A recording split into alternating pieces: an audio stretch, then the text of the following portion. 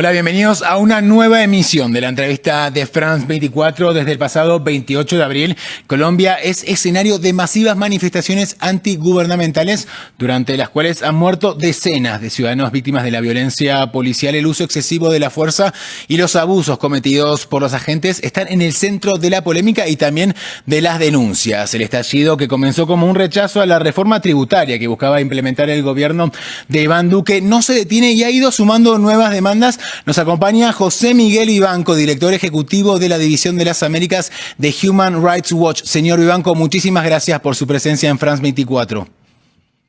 Un placer estar con France 24 como siempre. Bueno, usted ha condenado, ¿no?, lo que es la violencia policial durante las manifestaciones en Colombia. Las cifras de muertos, de heridos y de abusos varían, por supuesto, según la fuente. No obstante, según todas, son decenas. En Human Rights Watch, ¿qué denuncias han recibido y qué pudieron confirmar?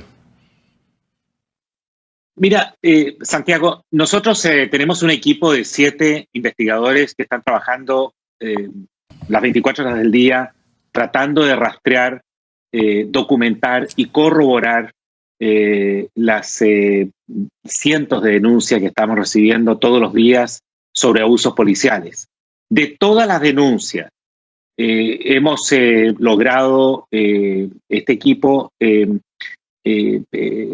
certificar, verificar algunas de ellas, y la cifra más reciente que tenemos habla de 49 muertos en el contexto de protestas, pero hemos podido, de ese grupo de 49, verificar que hay 13 casos que directamente son víctimas de la violencia en las protestas. De esos 13 casos, hay uno que es un capitán de policía que fue asesinado en Soacha.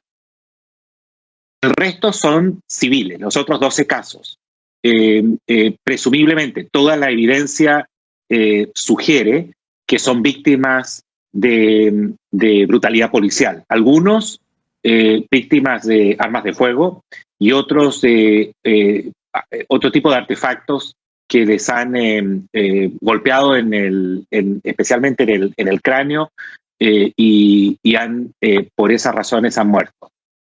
Al margen de eso, tenemos cientos de casos de heridos, algunos de ellos graves, personas heridas en el rostro, heridas de gravedad en el resto del cuerpo, con artefactos que han sido lanzados por la policía o brutalmente golpeados en el suelo al momento de la detención. Un dato interesante, importante, Santiago, es que los responsables son tanto policías del Escuadrón Antidisturbios, que en Colombia se les conoce como el SMAT, como también policías regulares. Hemos documentado también casos de detenciones arbitrarias y otro tipo de abusos que estamos en este instante verificando. Hablemos, José Miguel, de la policía colombiana. Es una fuerza que está subordinada a lo que es el Ministerio de Defensa, ¿no? ¿Hay una formación para la guerra, digamos, y para una actuación bajo cierta lógica de combate al enemigo que se traslada en este contexto a las protestas sociales?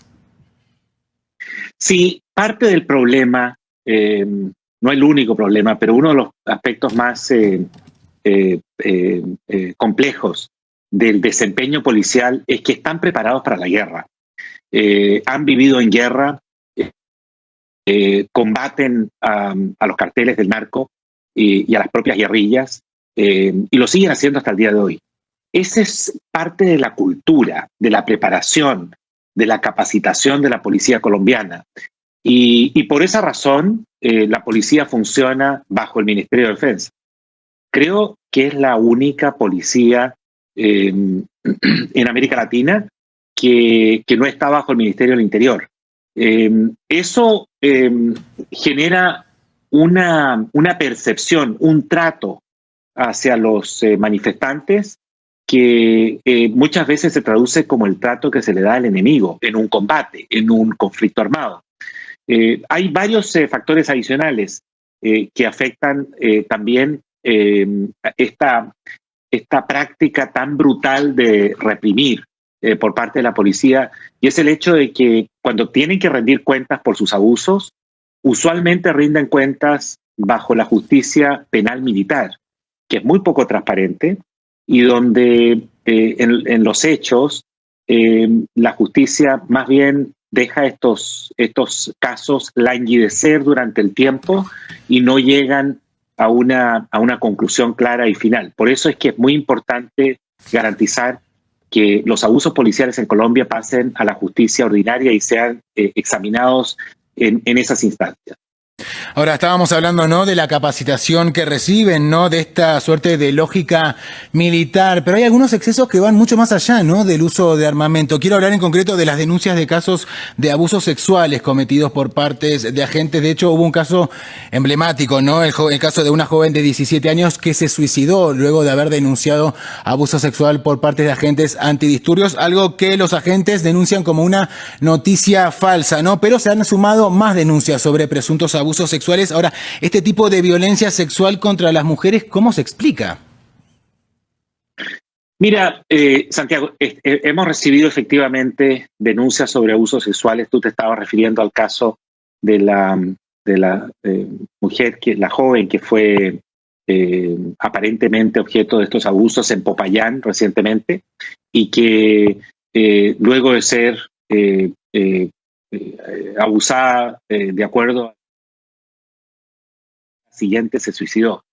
Hay una investigación abierta por parte de la Fiscalía en ese caso concreto, pero hemos recibido otras denuncias que estamos verificando. Nuestra experiencia, no solo en Colombia, sino también en el resto de la región, es que cuando existe un ambiente de impunidad, cuando no hay mecanismos claros de fiscalización interna que obligue a los funcionarios a comportarse de acuerdo a los protocolos. Cuando la justicia finalmente que investiga es opaca, es decir, no funciona a la luz del día como usualmente ocurre con la justicia penal militar, se dan una serie de elementos que les permiten a los agentes policiales creer que cuentan con el amparo para hacer lo que se les antoje y que jamás van a responder o rendir cuentas respecto a estos hechos. Eso es lo que muchas veces anima también este tipo de abuso. Ahora vamos a hablar, usted tuvo, ¿no?, una respuesta por parte de la policía. El 14 de mayo mantuvo una reunión con el general Jorge Luis Vargas, él es director general de la Policía Nacional de Colombia. Cuéntenos cómo fue ese encuentro, qué le dijeron desde la policía. Mira, tuvimos una reunión de trabajo con el general comandante director de la Policía de Colombia, el general Vargas. Él fue bastante abierto y amable y nos recibió con todo su equipo. Esta reunión fue obviamente virtual. Le presentamos un sinnúmero de casos, le expusimos nuestra preocupación, que estos no eran casos aislados, que estos no eran unas cuantas manzanas podridas que no seguían los protocolos, sino que aquí había una práctica bastante extendida y un problema institucional serio. Él nos compartió que coincidía en que la policía debía ser objeto de una reforma seria, especialmente en lo que tiene que ver con la disciplina interna. Ese ya es un punto de progreso, porque durante todo este tiempo hemos tratado de impulsar esa idea y no hemos encontrado mayor impacto en el gobierno colombiano, pero es alentador que el jefe de la policía coincida con que hay que fortalecer los mecanismos de investigación interna. También le dijimos que a nosotros nos parecía que era muy grave y muy delicado argumentar que estas protestas estaban infiltradas por el narco, por las guerrillas, en fin, por el crimen organizado, sin ofrecer las pruebas que demostraran una denuncia tan grave como esa. En ese punto no tuvimos mayor realmente progreso. Él nos sugirió que tenían informes de inteligencia, que había algunos cabecillas de guerrillas que habían sido detenidos. Quedó en presentarnos más elementos, pero le hicimos ver lo delicado que era usar ese argumento porque estigmatiza a todos los que salen a protestar. Por último, también presentamos una preocupación seria que tenemos, y es el hecho de que la policía muchas veces no distingue entre aquellos que están cometiendo delitos de vandalismo y saqueo, es decir, que están haciendo una protesta violenta, y esos son delitos que hay que prevenir y judicializar, no distingue entre esos y los que se manifiestan pacíficamente, que son la gran mayoría.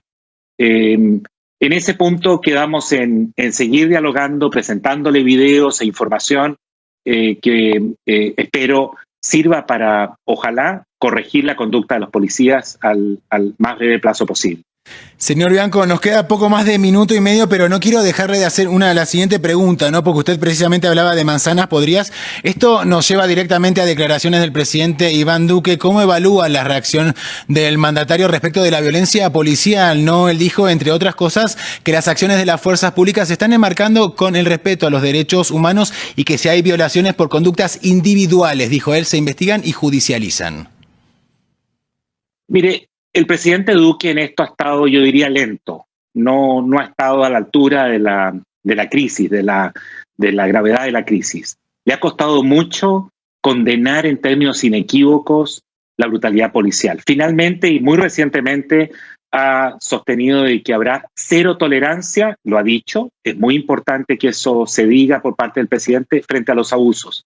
Pero insiste en su tesis, que son casos aislados, que esto no compromete a la policía, cuando la evidencia es abrumadora y demuestra que aquí hay un problema institucional serio, que exige reformas de fondo en lo que es la preparación, la capacitación, los mecanismos de fiscalización y también, por cierto, los mecanismos de rendición de cuentas por parte de las policías. De lo contrario, esta situación va a continuar lamentablemente y es probable que se siga agravando.